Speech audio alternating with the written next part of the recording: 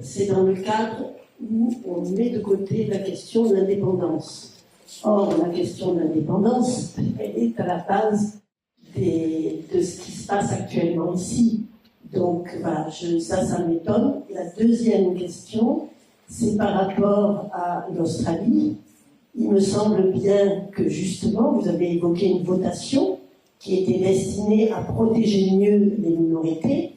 Et si je ne me trompe pas, cette votation a abouti sur un refus.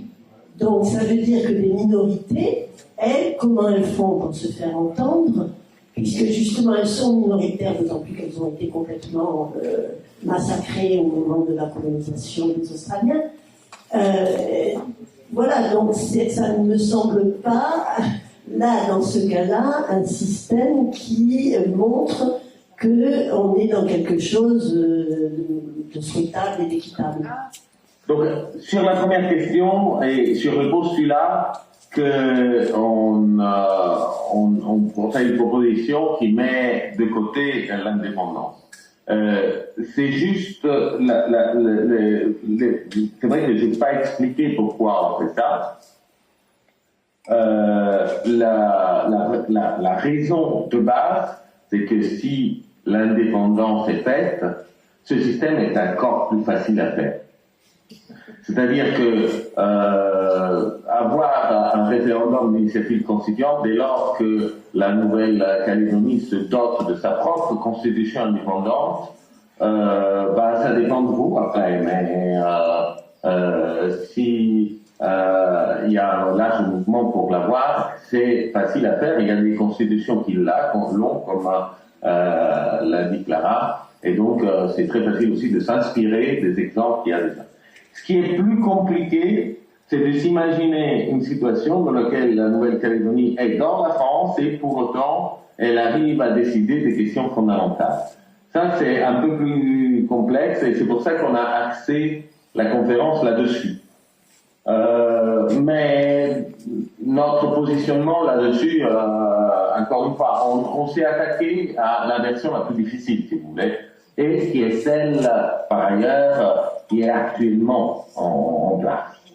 Donc, voilà, encore une fois, comme les exemples dont Clara, l'indépendance, tout à fait propice à tout à fait le même type de discours, voire beaucoup plus facile à faire. Pour l'Australie, oui, peut-être sur le point 1, c'est pour ça que je citais aussi en Californie cet exemple, parce que les Californiens aujourd'hui lancent des référendums d'indépendance, on ne sait pas nécessairement, c'est-à-dire qu'il y a un vrai débat, et ça leur est d'autant plus facile. Initialement, il faut savoir, aux États-Unis, il n'y a pas de droit de sécession des États, contrairement à la Suisse dans la Constitution. Donc quand ils se sont mis à faire ça, la grande question c'était de dire est-ce que Washington va accepter? Et la Cour suprême a dit oui, s'il y a un référendum, alors les citoyens californiens peuvent décider de leur futur. Donc ça montre aussi que quand on a cet outil-là, c'est aussi peut-être plus facile légalement d'accéder à des requêtes d'indépendance. Sur l'Australie, vous avez tout à fait raison. Le vote a été non, sauf que les artisans du vote non, ça a été les populations aborigènes elles-mêmes.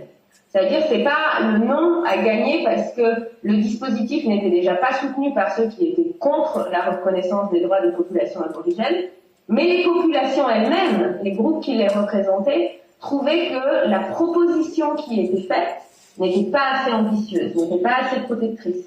Donc, ça a permis d'avoir un débat sur comment on reconnaît les droits et on protège les droits des populations indigènes en Australie, mais le dispositif, la proposition qui a été faite, a été rejetée à la fois par ceux qui étaient contre et à la fois par ceux qui disaient qu'il faut une meilleure protection.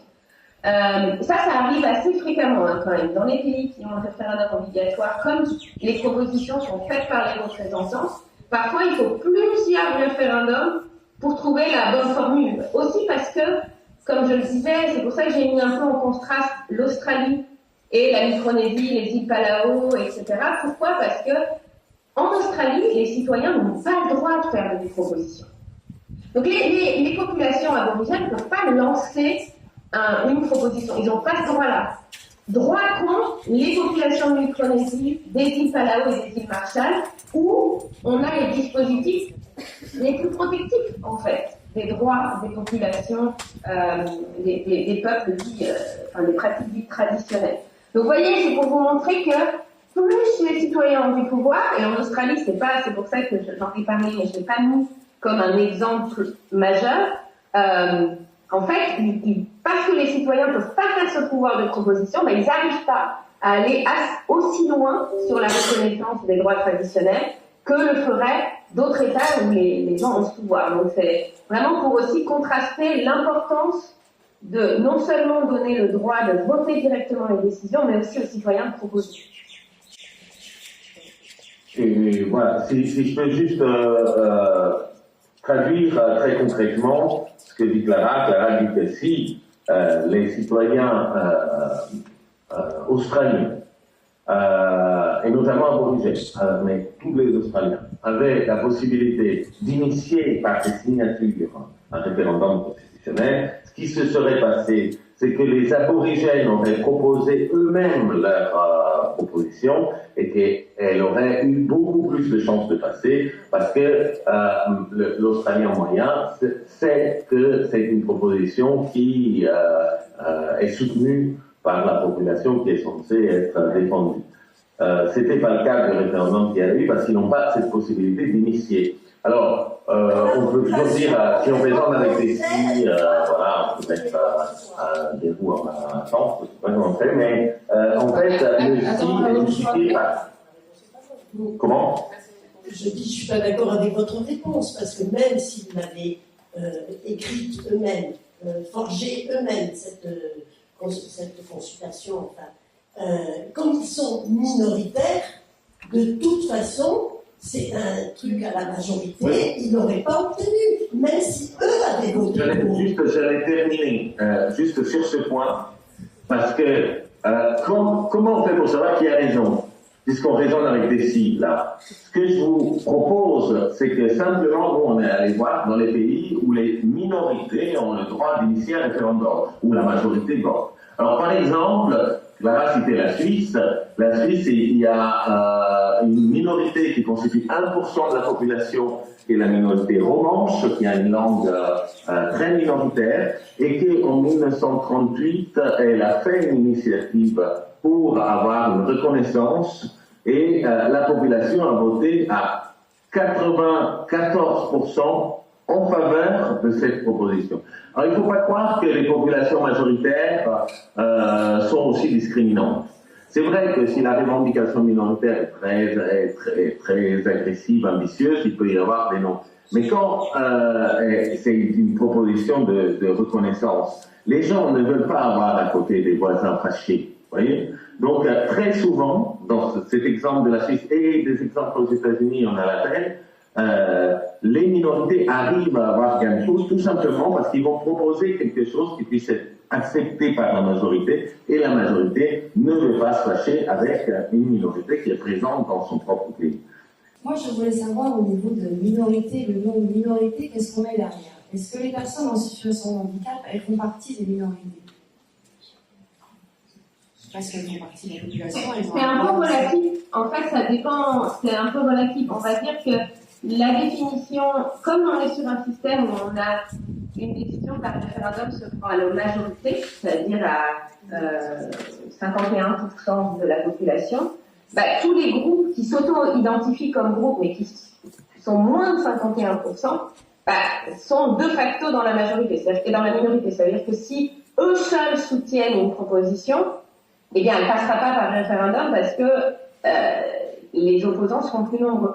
Donc, il n'y a pas de définition de dire, par exemple, je ne sais pas, c'est les personnes en situation de handicap ou les personnes provenant de tel clan, de tel groupe. Ça dépend un peu de, déjà, comment les gens s'identifient.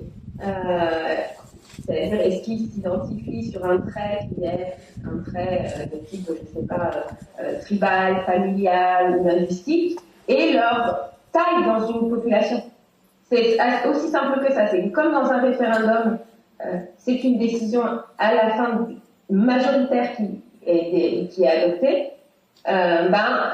Si vous êtes moins que la majorité dans votre groupe, qui peut être par exemple, je sais pas moi, le groupe des mères célibataires par exemple, eh ben vous êtes de fait dans la minorité si vous n'arrivez pas à convaincre d'autres groupes.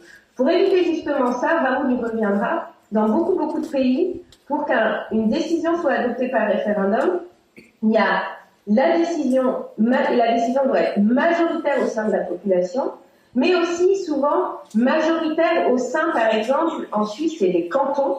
Pourquoi? Parce que l'idée, c'était de reconnaître aussi le fait que tous les territoires sont pas peuplés pareil. Vous voyez, par exemple, les villes sont en général beaucoup plus peuplées que les campagnes. Donc, pour éviter que les citoyens des villes adoptent que des mesures qui leur soient favorables, par exemple, en Suisse, on impose qu'il y ait non seulement la majorité de la population, mais aussi la majorité des cantons, pour que les petits cantons alpins, où il y a peu de population, aussi leurs droits soient respectés, quoi. C'est-à-dire que on donne, si vous voulez, un pouvoir de contrôle un peu plus fort à la minorité sur le référendum. Il y a plein de dispositifs possibles, ça, qui permettent d'éviter ça. Et sur la... C'est l'occasion de dire en Nouvelle-Calédonie plus spécifiquement comment cela peut être appliqué. Alors, ça ne protège pas, bien sûr, les personnes porteuses de handicap qui sont minoritaires à dispatcher sur le territoire. Mais là encore, il y aurait... on ne montre pas d'exemple de référendum initié par des populations porteuses de handicap, notamment monteurs, et qui ont réussi. Mais en Nouvelle-Calédonie, si on revient à la question des indépendantistes ou non-indépendantistes, et plus largement des populations kanakes par rapport, on va dire, aux autres populations, il y a cette situation dans laquelle les populations kanakes constituent une minorité très grande, mais pour autant minoritaire.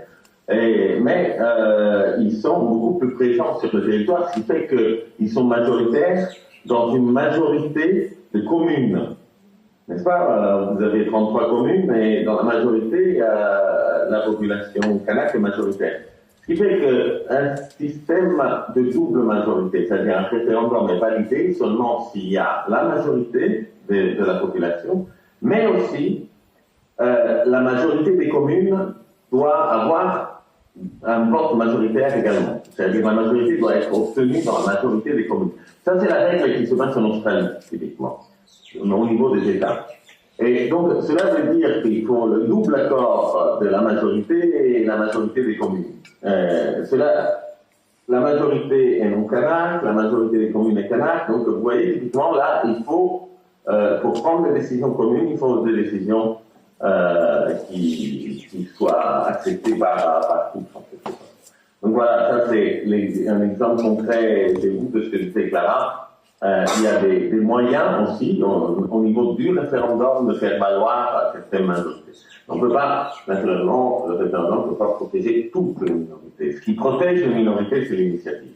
C'est-à-dire faire que chaque minorité peut faire rendre l'ensemble de la population au courant d'une revendication, un problème à résoudre et une solution qu'il propose.